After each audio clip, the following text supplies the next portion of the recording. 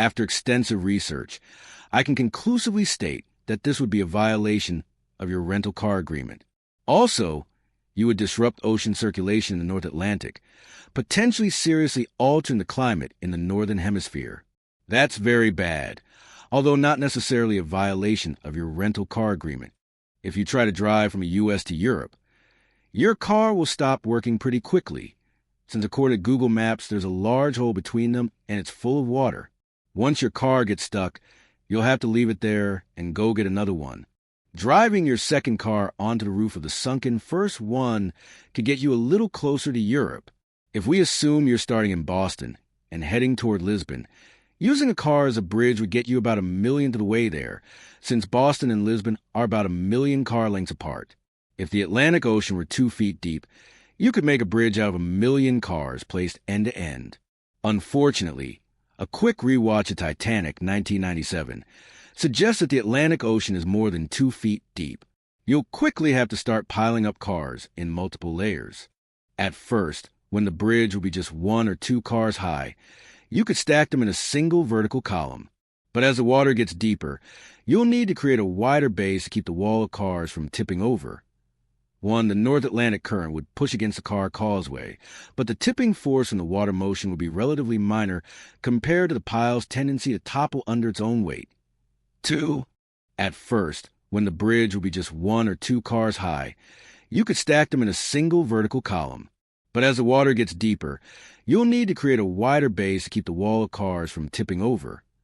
The North Atlantic current would push against the car causeway, but the tipping force from the water motion would be relatively minor compared to the pile's tendency to topple under its own weight. 2. The first part of your bridge to Europe will be over the continental shelf, where the water is relatively shallow, just a few hundred crushed cars deep. You'd still need a lot of cars to form the shallow water portion of the bridge. Getting out to the edge of the continental shelf would take about 1 billion of them, which is probably close to the total number of cars in the world. Parking lots hold about 1 car per 30 square meters, so 1 billion cars would cover a large portion of eastern Massachusetts. 5. After the continental shelf, the water gets a lot deeper. The deep ocean portion of your bridge would require a lot more cars, likely about 1 trillion of them. This is far more cars than exist in the world. A parking lot big enough to hold them would take up most of the Earth's land area. So you can't rent anywhere close to 1 billion or 1 trillion cars. Enterprise, for example, only has about 500,000 cars in its fleet. But if you tried, you'd run into other problems, too. I got a copy of a recent Enterprise rental car agreement, and I have some bad news. 4. Prohibited use and termination of right to use. A. Renter agrees to the following limits on use. 4. Vehicles shall not be used for any illegal purposes, in any illegal or reckless manner, in a race or speed contest, or tow or push anything. 8. Vehicles shall not be loaded in excess of vehicles' gross vehicle weight rating. 9. Vehicles shall not be driven on an unpaved road or off-road. You'd clearly be in violation of 4A9 by driving it off-road. I think you'd also be violating 4A4 and probably 4A8 as well.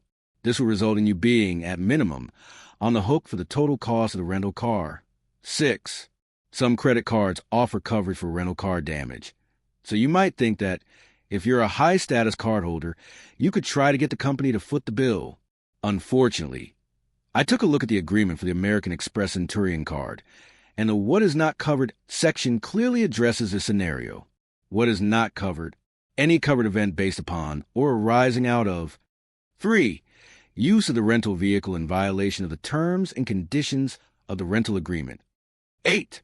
Off-road operation of the rental vehicle. 11. Intentional damage to the rental vehicle. Interestingly, American Express will also not cover damages incurred by using the rental car in a war. 1. War or acts of war, whether declared or undeclared, service in armed forces or units auxiliary to it. This rule could actually end up being relevant here.